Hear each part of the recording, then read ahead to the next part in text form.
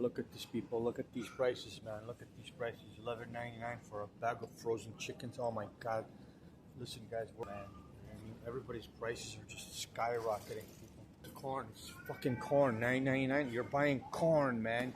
You buy that from the cornfield for $3, $10 for a bag of frozen corn. Guys, life is not getting any easier, people. You know, you're working 9 to 5 and you're working an extra job just to cover your bills. Guys, let me. I want to share something with you.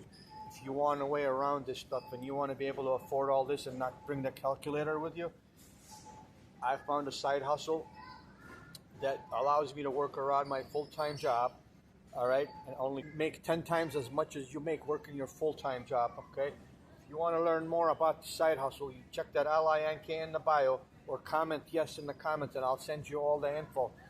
Please click on that like and follow me so that when I do my lives every day, I educate about this side hustle that I'm doing.